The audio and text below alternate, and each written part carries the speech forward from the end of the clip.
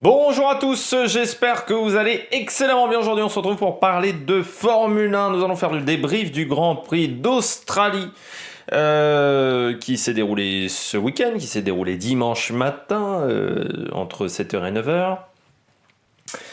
9h. N'hésitez pas à vous abonner à la chaîne, c'est très important pour améliorer la visibilité. Quand vous abonnez à la chaîne, vous pouvez mettre la petite cloche, comme ça vous êtes au courant des dernières vidéos qui sortent sur la chaîne. N'hésitez pas à réagir dans les commentaires, à me dire si cette course vous a plu, vous a déplu, si vous n'êtes pas d'accord avec moi au niveau des notes, n'hésitez pas également à mettre un pouce bleu et n'hésitez pas à partager la vidéo sur les réseaux sociaux, surtout si vous pensez que ça peut intéresser votre entourage.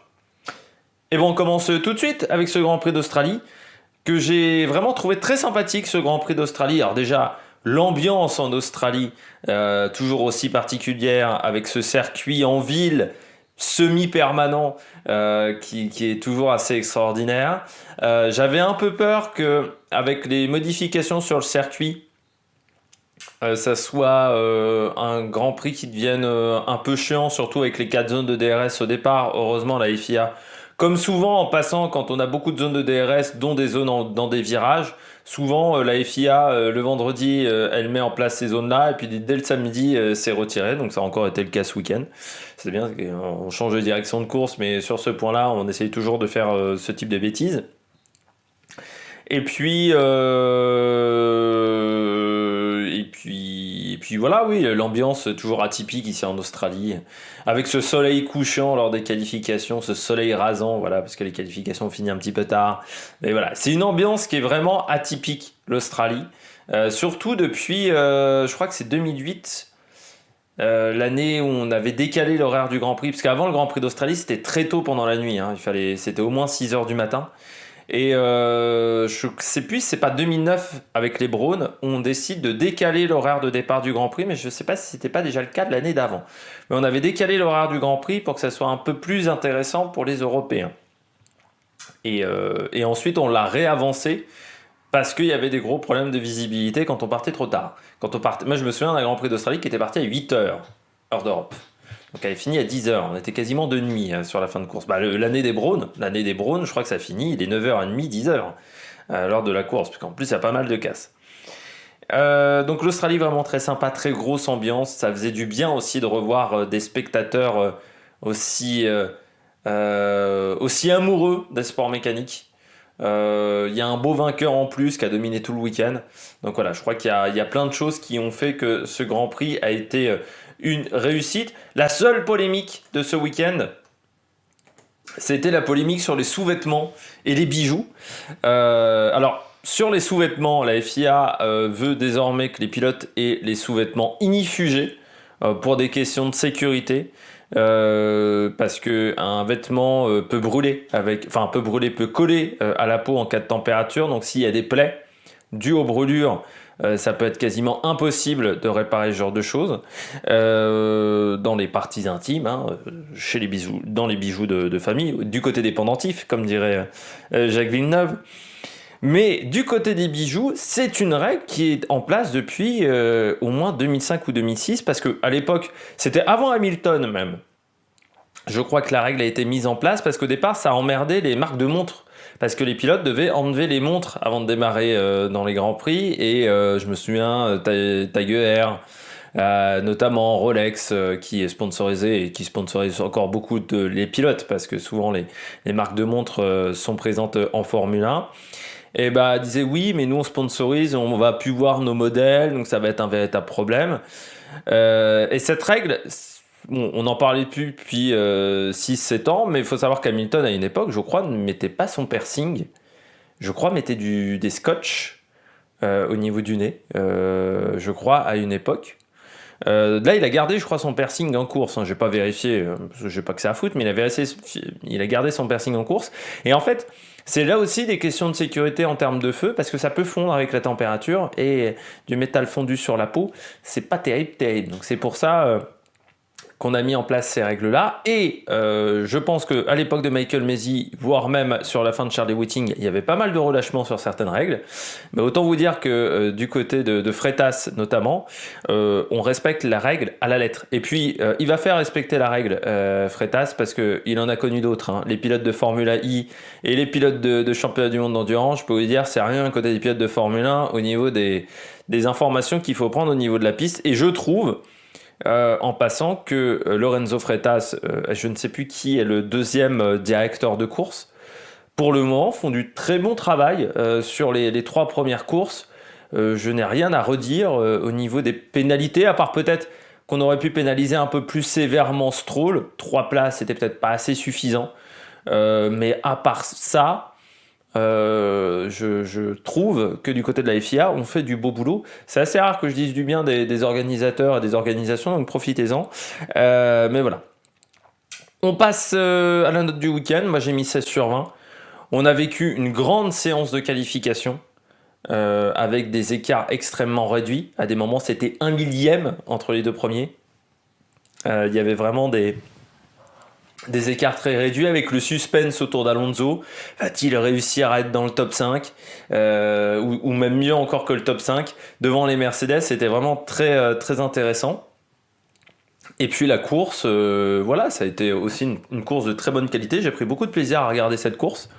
Donc voilà, je l'ai regardée en ce lundi après-midi. J'ai pris beaucoup de plaisir, voilà, pour tout vous dire, à regarder la course. Il y a eu des belles bagarres, il y a eu un peu des surprises dans la hiérarchie parce qu'on ne s'attendait pas à ce que McLaren soit aussi haut. Le rebondissement avec Verstappen, un Leclerc vraiment au-dessus, l'abandon de Sainz. Non, ça a été un Grand Prix très sympa. Voilà, j'ai bien aimé. Et le Grand Prix d'Australie, alors, je sais que beaucoup de gens critiquaient le Grand Prix d'Australie. Il n'y a pas assez de dépassement, il n'y a pas assez de telle ou telle chose. Moi, j'ai toujours pris beaucoup de plaisir à regarder cette course. Parce qu'il y a l'ambiance, parce que j'ai pas besoin d'avoir 150 dépassements à partir du moment où j'ai de la bagarre en course. Et là, j'ai eu de la bagarre. La seule déception, je dirais, sur ce circuit, sur ce nouveau circuit, du côté de l'Australie, c'est le dernier virage, le premier virage de la section technique de fin de circuit là. Ce virage qui est maintenant à angle droit, qui est un virage en pic, moi je suis pas fan. Mais en même temps, ça a été un virage très compliqué à gérer pour les pilotes parce que beaucoup de pilotes sont partis au large aussi. Donc le virage est peut-être pas beau, c'est peut-être pas mais il a quand même de la complexité. Donc voilà, c'est sur 20 parce que c'est un circuit pas si facile que ça. Qui convient, je pense, très bien à ces nouvelles Formule 1 et retirer la chicane a été une très très bonne idée. Bien joué. Parce qu'à une époque, il faut savoir que sur le Grand Prix d'Australie, ils avaient eu l'idée de retirer le pif-paf. Voilà, ce fameux virage très rapide. Et moi j'avais dit, ne faites surtout pas ça, c'est un virage qui est très technique. Enlevez plutôt cette chicane-là ou la chicane d'avant. Mais en fait, ils ont retiré la bonne chicane.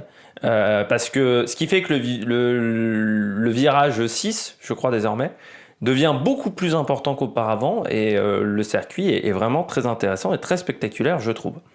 On passe tout de suite au bilan des Bleus. Du côté du bilan des Bleus, je commence avec Esteban Ocon. J'ai mis 13 sur 20 à Esteban. Bilan correct. J'ai hésité entre 13 ou 14 pour Esteban. En qualif, il est devant Alonso, mais Alonso a un problème technique. En course, il est devant Alonso, mais bon, Alonso n'a pas eu beaucoup de chance sur ce week-end de course. Après, il y avait du rythme quand même sur la voiture d'Esteban. Il finit 7ème de la course. Bon, c'était la meilleure place qu'il pouvait envisager parce que les McLaren étaient un peu plus rapides que lui. Et ensuite, derrière, les 4 de devant étaient aussi impossibles à rattraper. 7ème place, pas de problème encore de fiabilité pour Ocon, ça c'est bien aussi. Week-end tranquille pour le pilote français, et puis il marque encore des points importants pour le classement constructeur, le classement pilote pour lui. Donc c'est plutôt en début de saison très satisfaisant. C'est une troisième arrivée dans les points en 3 Grands Prix pour Esteban Ocon. C'est pas arrivé jusqu'à maintenant énormément de fois dans sa carrière. Ce niveau de régularité en F1, parce qu'en GP3 il avait été très régulier lors de l'année de son titre. Donc c'est intéressant qu'il continue comme ça et on le voit souriant, on le voit très confiant. Moi j'aime bien avoir ce Esteban Ocon là très confiant, c'est intéressant. Et puis l'Alpine marche très bien et surtout est très polyvalente. On parlait de la Ferrari, mais l'Alpine, elle est toujours à peu près dans les mêmes eaux au niveau du classement. Ça, c'est très intéressant, c'est-à-dire que la voiture est bien née également du côté de chez Alpine. Pierre Gasly, 12 sur 20. AlphaTauri, plus irrégulière, ça c'est clair et net. Ce week-end, il n'avait pas le matériel pour faire. Il a eu de la chance, je pense déjà, de faire 9. Enfin, de la chance, il y a l'abandon de Verstappen et il y a des circonstances de course qui font que. L'abandon de Sainz aussi. Je pense que voilà, Pierre avait pas une voiture excellente ce week-end, il l'a dit. Ils étaient pas en difficulté avec la voiture, c'est-à-dire qu'en termes de pilotage, ils n'étaient pas en difficulté. Par contre, ils n'arrivaient pas à tirer plus de vitesse de cette voiture, ce qui est souvent assez inquiétant, ce genre de choses. C'est-à-dire quand on n'est pas rapide, mais qu'on n'a pas une voiture difficile à piloter, on a du mal à comprendre ce qui ne va pas. Parce qu'on est à l'aise dans la voiture, mais ça ne va pas vite. Peut-être trop de traînées aéro, ce qui arrive à certaines voitures, ou peut-être une voiture qui n'est pas si facile, donc il faut l'adapter, et quand on l'adapte, on perd de la vitesse.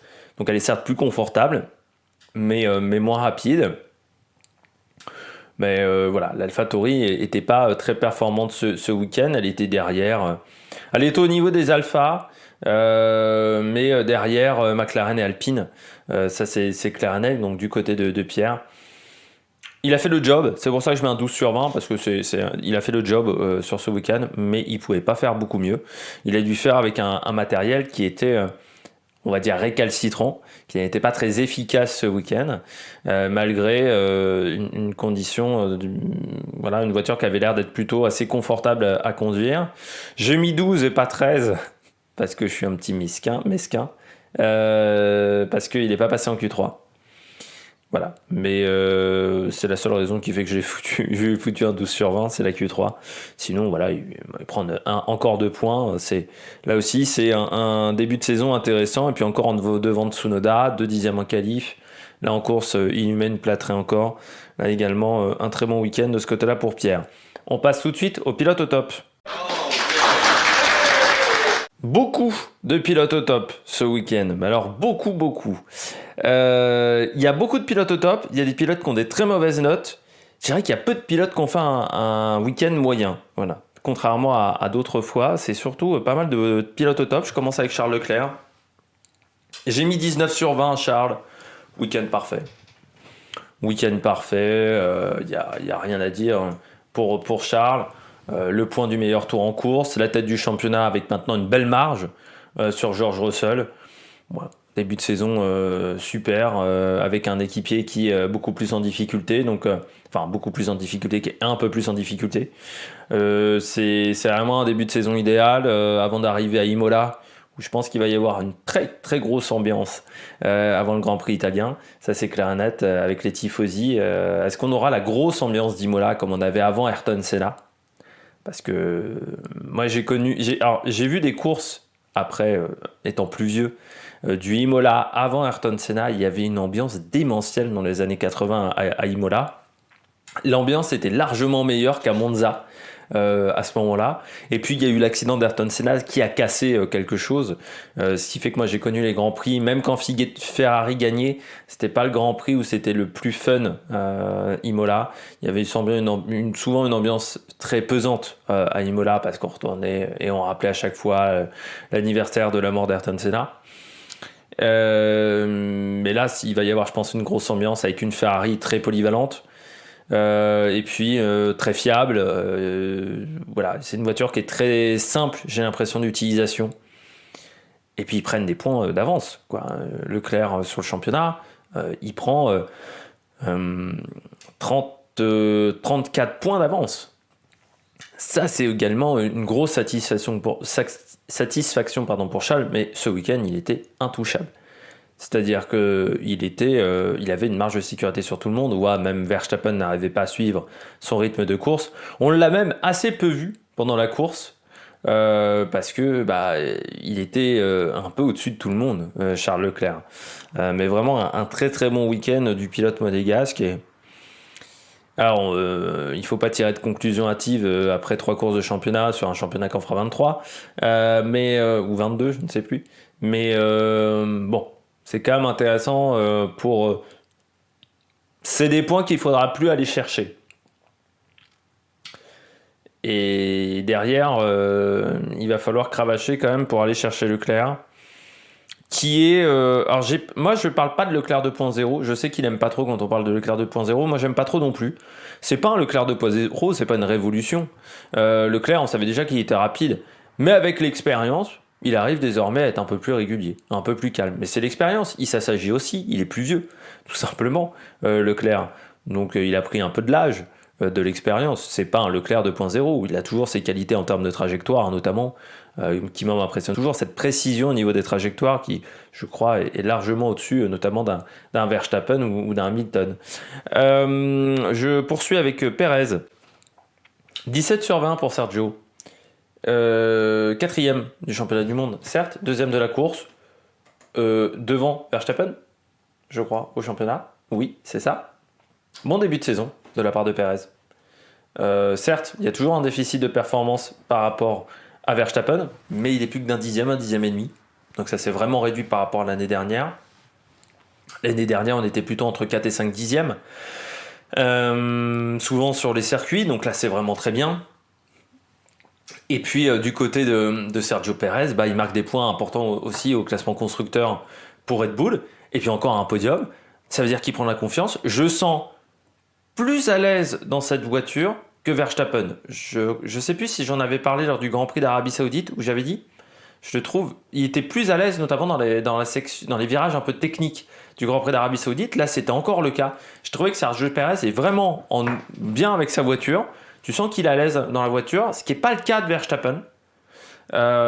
Et puis il marque des points lui aussi. Il a peu de ratés pour le moment Sergio Perez, à part son abandon à Bahreïn, mais qui est dû à un problème technique. C'est clair et net, pour le moment ça va très fort pour le pilote mexicain. Et l'écart, encore une fois, avec Verstappen en termes de rythme est beaucoup plus restreint, donc ce qui va permettre également du côté de Red Bull de mieux travailler, parce qu'ils ont deux pilotes maintenant qui sont proches en termes de rythme, ce qui n'était pas le cas l'année dernière. Donc ça va être également un avantage pour travailler au niveau de l'amélioration de cette voiture, au niveau de la fiabilisation de cette voiture.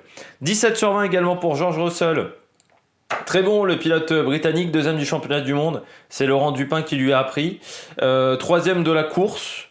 Il profite bien entendu des malheurs de Verstappen, pardon. Mais surtout, il avait un très bon rythme de course. C'est-à-dire que Russell, il avait un meilleur rythme que Hamilton en termes de rythme de course. Peut-être une meilleure stratégie également pour Russell que pour Hamilton. Mais pendant très longtemps, pendant quelques temps, on a dit Russell, c'est un pilote du samedi, c'est pas un pilote du dimanche. Et moi j'avais dit, quand on disait ça notamment l'année dernière, j'avais dit méfiez-vous. Quand il était chez Mercedes avec le Grand Prix de Shakir à l'époque, il avait été très très bon en course, bien meilleur en course qu'en qualif. Là c'était le cas encore ce week-end. Meilleur en course qu'en qualif, il avait vraiment un bon rythme en course. Surtout qu'il prend pas le meilleur départ du monde, mais ensuite il a un très bon rythme. Ensuite, il passe Hamilton. Hamilton qui, en passant, j'ai dit peut-être une bêtise la semaine dernière, le week-end dernier ou le week-end d'avant, j'avais dit entre Hamilton et Russell, c'est peut-être pas la grosse entente. Il y a eu quand même un grand signe de respect de la part d'Hamilton, c'est de saluer Russell pour sa deuxième place au championnat, ce qui est une marque de respect. Tout le monde ne le fait pas, et il faut féliciter Hamilton également de ce côté-là. Surtout quand vous êtes devancé par un équipier plus jeune, ça vous fait parfois un petit peu mal au cul. Donc l'ambiance est peut-être un peu moins compliquée qu'il y a quelques temps. C'est pas l'ambiance pour le moment de Rosberg Hamilton. Après, il faudra voir quand même sur le reste de la saison si Russell continue à être devant Hamilton. Est-ce qu'à un moment Hamilton va pas être frustré? C'est ce qui s'était passé un petit peu entre Vettel et Ricciardo chez Red Bull. Au départ, Vettel saluait les performances de Ricciardo, et puis au bout d'un moment, ça l'avait emmerdé. Et ce qui avait un peu conduit son départ de chez Red Bull, en plus de l'offre qui était très alléchante quand même de faire le Kaiser du côté de chez Ferrari. Et là, du côté de Perez, du côté de Russell, ça aurait pu être le cas, et j'ai l'impression quand même que Hamilton l'a salué, et je trouve que c'était vraiment un beau geste de sa part.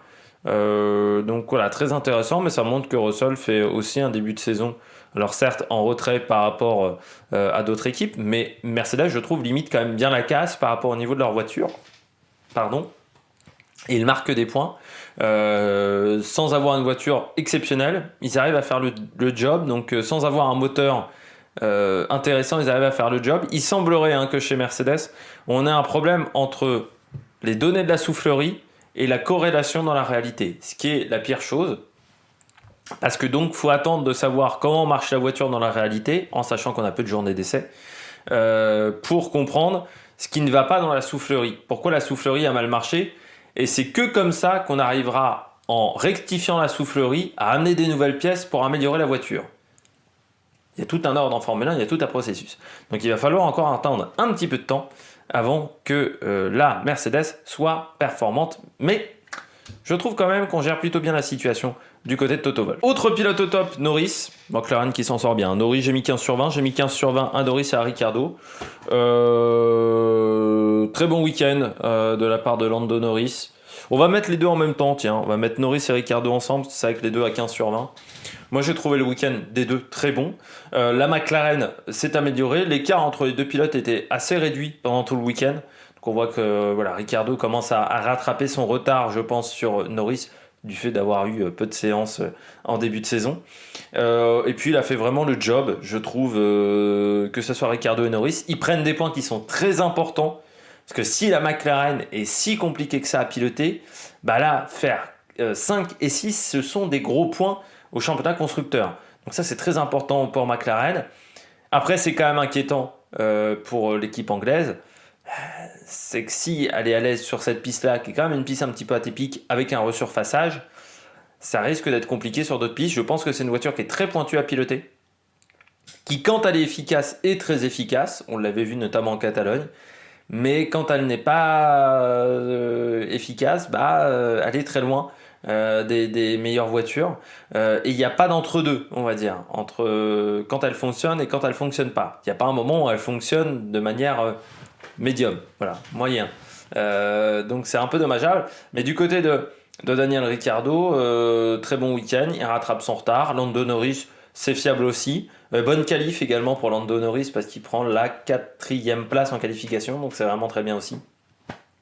Donc chapeau pour les pilotes McLaren.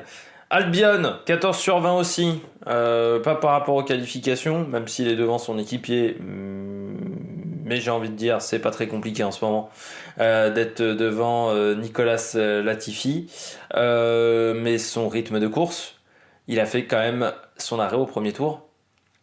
Il fait plus de 50 tours sur les mêmes pneus, les pneus hard, c'était pas les plus durs de la gamme en plus, on était sur les C3, les C2 pardon, donc il y a encore un pneu plus dur que ceux-là dans la gamme Pirelli.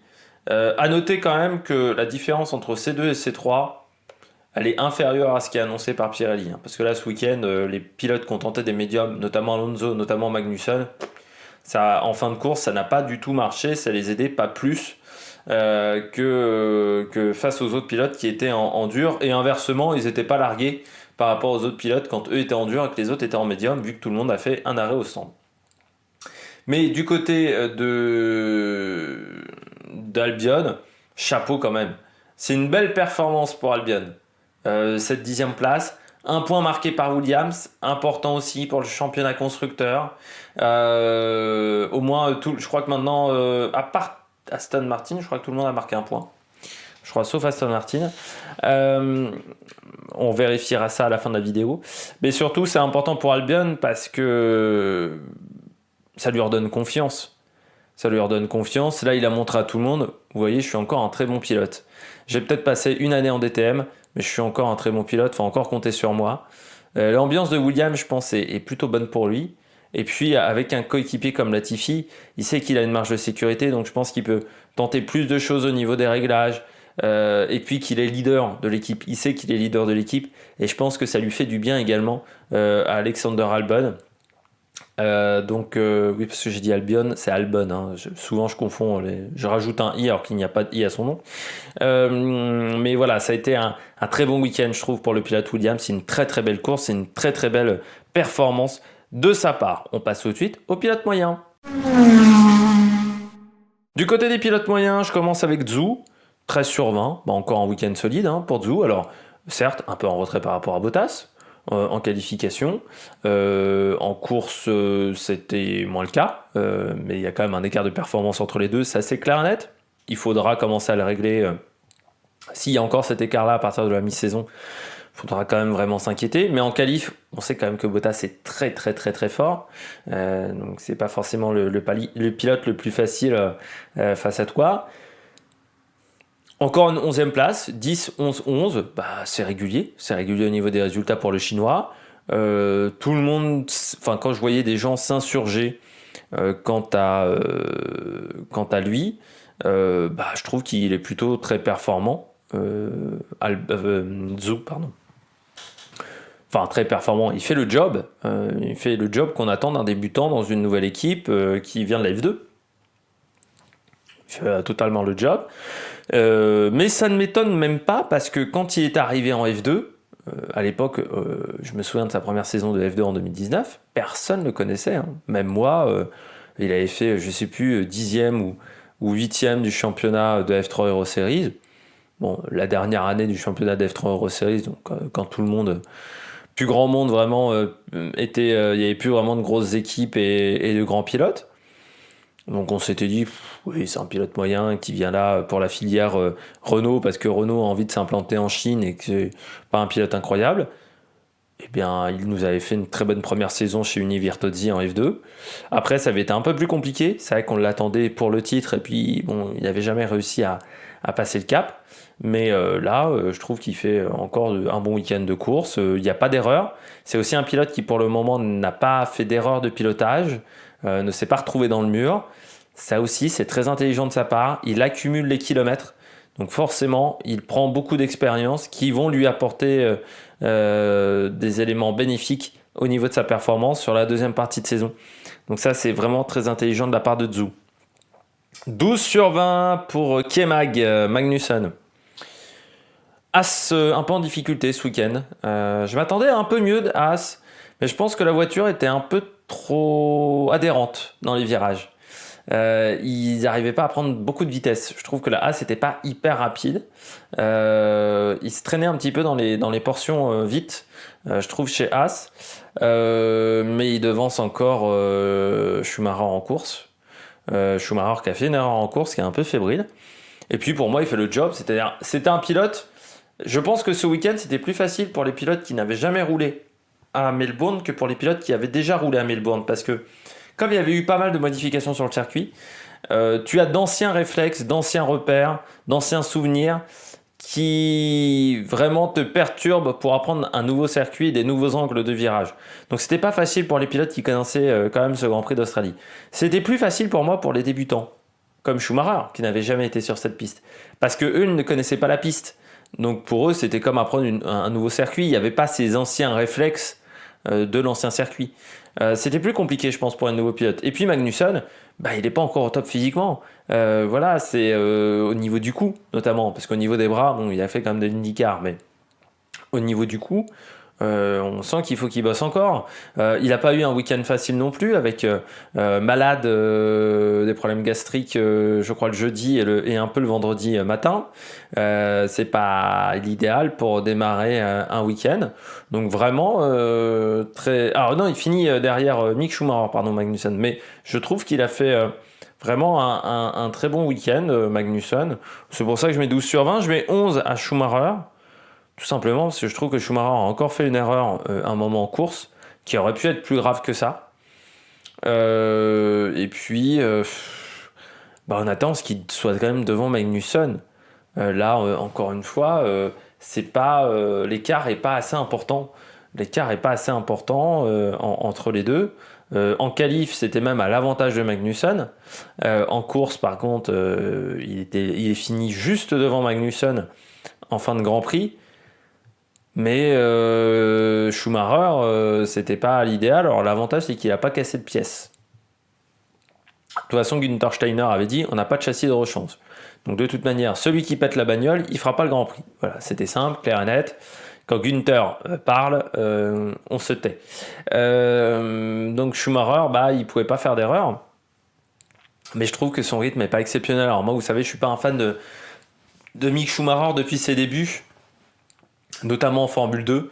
Où pour moi il a remporté le championnat de Formule 2 par rapport à Callum Elliott, mais juste parce qu'il arrivait à prendre des bons départs sur une monoplace qui on sait est très difficile de ce côté-là au niveau de l'embrayage, surtout à son époque c'était compliqué.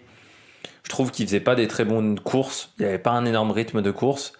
Et puis en F1, l'année dernière c'était Mazepin, donc c'était dur de juger. Bon, là, face à Magnussen, pour le moment, c'est pas une réussite du tout. Pourtant, par rapport à un pilote qui était quasiment en pré-retraite. Fernando Alonso, 10 sur 20. On rentre sur deux pilotes qui ont un week-end difficile à noter. Alonso, j'ai mis 10 sur 20. Certes, il prend pas de points ce week-end. Il fait une erreur en qualif, mais il avait un très gros rythme en qualif. Il faut le dire aussi. Il était parti sur un gros chrono. Alors voilà, problème de coupure moteur. Et puis en course, il a dû se battre dans le trafic, mais il se battait plutôt très bien dans le trafic. Le problème, c'est qu'ils n'ont pas choisi la bonne stratégie au niveau des pneus. Ils sont partis avec les hard et ils ont fini avec les médiums. Et les médiums fonctionnaient pas très bien sur cette piste, alors que les hard étaient vraiment très performants. Donc ça a été le supplice en fin de course pour Fernando Alonso. C'est dommage, parce que s'il n'y a pas cette erreur en qualif, le week-end est tout autre. Il ne marque pas de points, mais je trouve que le rythme, il est à l'aise dans la voiture, il attaque fort dans la voiture, ça se voit qu'il est à l'aise. Donc ça ne m'étonnerait pas que sur d'autres courses on le voit très bien, et pourquoi pas des podiums cette année du côté du pilote espagnol. 10 sur 20 également pour Verstappen. Week-end pas facile pour Verstappen parce qu'il n'était pas à l'aise dans la voiture, pas mal d'erreurs, notamment tête à queue en EL3, mais il était vraiment pas à l'aise dans la voiture. Après en course, il prenait les points, il limitait bien la casse pour un week-end qui était pas top. Il prenait la deuxième place jusqu'à la casse moteur. Nouveau problème de fiabilité du côté de chez Red Bull, et un Verstappen très énervé envers son équipe. Je trouve qu'il est très énervé depuis le début de saison, Verstappen. J'avais parlé dès la première course où il avait critiqué énormément Red Bull au niveau de la stratégie après Bahreïn.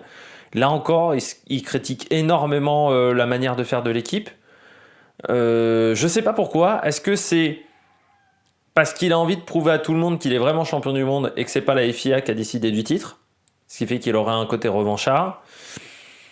C'est une question que je me pose pour Fernando, pour Verstappen. J'ai oublié, mais j'ai pas parlé d'Hamilton. J'ai oublié de le mettre. Mais j'ai mis un 13 sur 20 Hamilton, week-end correct. Moi, je mets que 13 sur 20. Vous allez me dire, je suis très sévère avec Hamilton par rapport à Russell.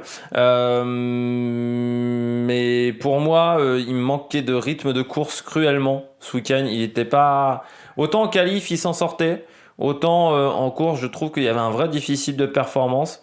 Donc ça m'inquiète un petit peu du côté d'Hamilton.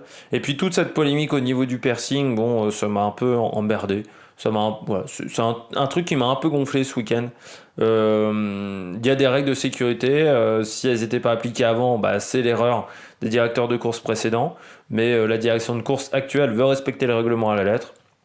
C'est un choix. Bon, je pense qu'à un moment, il faut accepter ce choix également du côté d'Hamilton. J'ai mis 12 sur 20 également à Bottas. On fait les notes toutes dans le désordre, là, je m'aperçois. Hop. Bottas, 12 sur 20. Week-end correct. Il marque les points de la 8e place. Il n'y a pas grand chose à dire.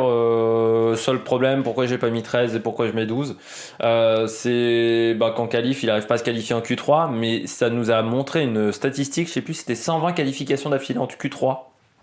Enfin, c'était énorme le score qu'avait Bottas au niveau de ses qualifs en Q3, ce qui montre bien que c'est un très bon pilote en qualification. Le dimanche, c'est un peu moins ça. Il a eu un peu de mal, je trouve, en début de course à trouver son rythme.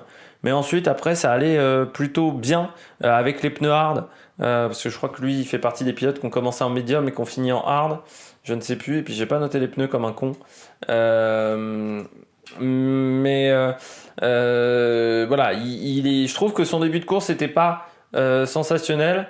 Voilà, il a bien commencé avec les médiums et fini avec les hards. Mais ensuite, ça s'est vraiment. Enfin, et voilà, après, ça s'est bien fini. Je trouve pour Bottas, c'est encore des points de marqué. Devant Zhou, devant Gasly, c'est aussi des bons résultats. Bon, il n'a pas réussi à revenir sur Esteban Ocon. On poursuit avec les bonnets d'âne. Premier bonnet d'âne du jour, Yuki Tsunoda. Je mis 7 sur 10, je vais aller vite sur Tsunoda. Il est devancé par Gasly pendant tout le week-end. 15e seulement en course, donc c'est-à-dire il devance un Fernando Alonso qui n'a pas été chanceux au niveau de sa stratégie, et un Nicolas Latifi. Latifi, en termes de rythme, c'est quand même pas un champion du monde, donc c'était pas incroyable. Et puis enfin voilà, il a jamais eu vraiment un grand rythme ce week-end. Pourtant, il avait l'habitude plutôt d'être performant sur les circuits qu'il ne connaissait pas. Eh bien là, ça n'a pas été le cas ce week-end. Voilà, 2 dixièmes en qualif quand même par rapport à Pierre Gasly. Une 358, une 556, l'écart à ce moment-là. Et puis en course, l'écart est aussi abyssal entre un Gasly qui finit 9e et lui qui finit 15e à un tour en plus. Donc voilà, il y avait vraiment un gros manque de rythme ce week-end pour Tsunoda. Il ne s'est même pas vraiment bagarré avec beaucoup de voitures. Donc ce qui montre que l'AlphaTauri est peut-être pas si facile que ça, mais je pense qu'il y avait quand même moyen de faire mieux. 5 sur 20 pour Latifi. Je vais pas aussi parler beaucoup plus que ça sur Latifi, à part pour vous dire que ce pilote manque de rythme. Alors certes, il n'est pas responsable pour moi de l'accident avec Stroll. Je trouve ça quand même un accident, mais totalement stupide. Je sais pas pourquoi, à un moment, il se dépasse, il se redépasse. Enfin, je n'ai pas compris ce truc-là. Donc, de la part de Latifi, c'est-à-dire, il le laisse passer, et puis ensuite, il va le redépasser. Bon, c'est un peu stupide, je trouve. Alors certes, Stroll fait encore une manœuvre encore plus stupide, mais Latifi, c'était déjà pas malin non plus. Et puis, oui, j'ai pas. Enfin, en termes de rythme, il se fait poutrer par Albon, alors que pourtant la stratégie d'Albon était loin d'être la plus efficace. S'arrêter très tôt pour ensuite chausser les pneus hard, c'était pas la meilleure stratégie au monde. Après, ça montre bien que cette Williams n'est pas facile à piloter. Ça montre bien surtout que cette Williams n'est pas facile à comprendre, parce que autant au départ des pneus hard, il avait pas de rythme, Albon, et puis d'un coup. Je sais pas, au bout du moment où ces gommes avaient une vingtaine de tours, paf, il faisait des chronos, Albon, qui étaient absolument dingues. Je peux vous dire qu'Ocon a mis beaucoup de temps avant de le dépasser, avant que les pneus de Albon soient complètement morts. Ce qui montre bien que cette Williams est assez incompréhensible. Et ça, c'est la pire chose pour des ingénieurs, c'est d'avoir une voiture qui soit performante, mais on ne sait pas pourquoi elle est performante et on ne sait pas pourquoi elle ne marche pas. C'est-à-dire une voiture incompréhensible. Je pense que chez Williams, ce soir, du côté des ingénieurs, on se fait des nœuds à la tête pour essayer de comprendre pourquoi Albon, à un moment, avait des chronos aussi performants. Mais c'est dommage quand même pour Latifi. Pourquoi je mets 5 sur 20 aussi? Parce qu'il coûte cher à son équipe. L'accident Stroll-Latifi, même s'il n'en est pas totalement responsable, ça c'est clair et net, ça coûte de l'argent. Et en cette année de budget capé, il faut mieux éviter les gros crashs, et les pilotes qui vont faire beaucoup de dollars en accident, j'ai envie de dire comme burn-out, et ça sera le contraire de burn-out. Autant dans burn-out ça vous permet de faire des gros scores, autant là ça vous permettra pas de faire des gros scores. Et peut-être qu'on va réfléchir à l'avenir des pilotes payants, ça aussi, parce que certes, s'ils vous amènent du budget, c'est bien, mais s'ils vous coûtent plus cher en pièces de voiture qu'en budget, que ce qui vous rapporte en budget, c'est peut-être pas un avantage. Et si vous posez des problèmes au niveau des budgets capés, ce qui fait que vous ne pourrez pas faire d'évolution sur votre voiture, ça peut également poser un problème. Sainz, 5 sur 20. Alors, autant Leclerc, week-end parfait, autant Sainz, week-end qui pourtant n'avait pas débuté si mal que ça. Le vendredi, au niveau des essais, ça allait du côté de Sainz. Bon, samedi en qualif, il se rate lors de la Q3, ça c'est clair et net, gros raté lors de la Q3. Alors est-ce qu'il a été gêné par la lumière qui tombait, par le soleil rasant, peut-être? Mais bon, il fait une mauvaise qualif. Et puis bon, une course qui s'arrête au bout d'un tour, ça fait un peu mauvais genre. C'est une erreur totale de pilotage de sa part. À part s'il y a eu un problème technique, mais je ne crois pas, du côté de Sainz, mais il est absolument pas touché. Enfin, j'ai pas eu l'impression, moi, qu'il ait été touché par la voiture de derrière ou la voiture de devant. J'ai l'impression qu'il part à la faute tout seul, comme un gros, et puis pas de peau pour lui, bah, il s'enfonce dans le bac à gravier.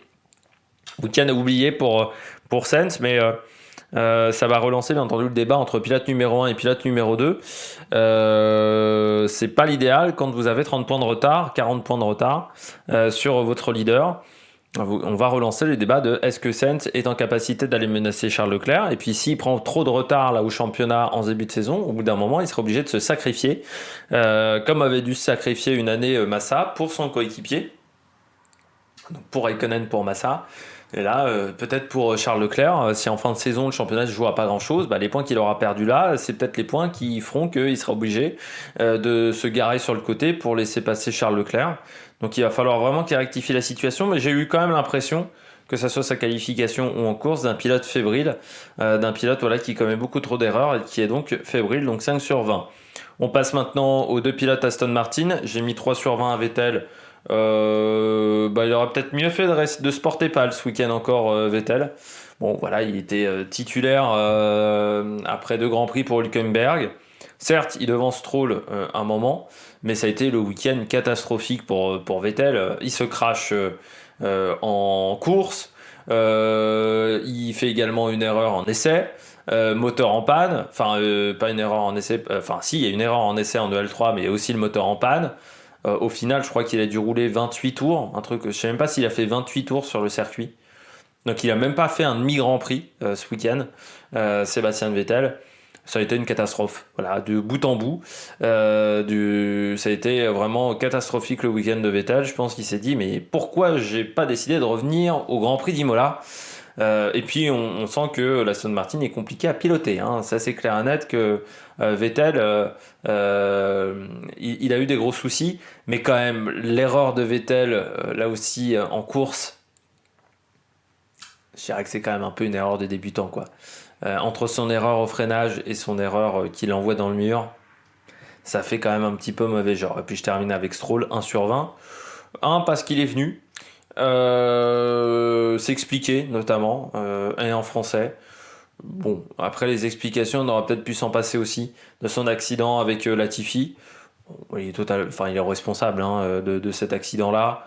Je sais pas ce qui lui est passé par la tête. L'explication, je sais pas si elle est foireuse parce qu'il parle pas bien français, ou si elle est foireuse parce que c'est Latifi, parce que c'est Stroll, pardon. Le volant, il m'a attrapé le volant un peu le goudron vers la droite. Là, on est en Formule 1, hein, on n'est pas sur un mec qui apprend le permis de conduire, quoi. Et à un moment, c'est des pilotes de Formule 1. Je pense qu'il aurait dû être sanctionné beaucoup plus sévèrement au niveau au niveau pécunier notamment. La sanction, je trouve, a été assez légère au final pour le pilote canadien. Et puis, il est poutré par Vettel, alors que à un moment, alors que Vettel a fait 10 tours de course, quoi, en essai. Donc, faut aussi se remettre en question un moment sur son niveau. Mais ce week-end, il a coûté quand même très cher. Chez Aston Martin, on a coûté très cher, hein, quand même, entre Stroll et Vettel. Pour finir la vidéo, qui est déjà assez longue comme ça, on va passer au classement, aux différents classements. Je vais commencer avec le classement pilote. Charles Leclerc en tête du championnat du monde avec 71 points, c'est-à-dire avec 34 points d'avance sur George Russell. Nous avons ensuite Carlos Sainz, mais Carlos Sainz qui est déjà à 38 points de retard, puis Sergio Perez, Lewis Hamilton, Max Verstappen, Esteban Ocon, le meilleur des autres pour le moment avec sa 7ème place et 20 points, devant Lando Norris et K-Mag. Fernando Alonso patauge un petit peu en fin de classement. Et puis Schumacher, Lance Stroll, Hülkenberg, Latifi et Vettel n'ont toujours pas marqué de points, en sachant que Hülkenberg il n'a fait que les 2 premières courses. Et normalement il ne devrait pas revenir dans la saison, à part si un autre pilote est souffreteux. Du côté du classement constructeur, c'est Ferrari qui est en tête avec quasiment 40 points d'avance là aussi sur Mercedes. On retrouve ensuite Red Bull qui a quasiment qui a 49 points de retard. Voilà, ça commence à faire un petit peu quand même, 49 points. Puis McLaren, beau match entre McLaren et Alpine, 24 et 22 points. Alfa Romeo et Haas et AlphaTauri, on est très proche aussi. Et puis Williams marque un point qui sera très important peut-être pour rester devant Aston Martin au championnat du monde constructeur. J'espère que vous avez aimé cette vidéo. Si vous avez aimé cette vidéo, n'hésitez pas à vous abonner à la chaîne. Prochain week-end de course, ça sera du côté du Grand Prix d'Émilie-Romagne. Ça sera dans 15 jours, le 22 et le 24 avril. On fera donc le débrief soit le 25, soit le 26, suivant le Grand Prix. D'ici là, n'hésitez pas à vous abonner à la chaîne, à réagir dans les commentaires, à mettre un pouce bleu, à partager la vidéo sur les réseaux sociaux. Et puis, on fera également la présentation du Grand Prix d'Émilie-Romagne. Ça sera, je pense, le 19 ou le 20 avril prochain. Allez, ciao, ciao sur la Production.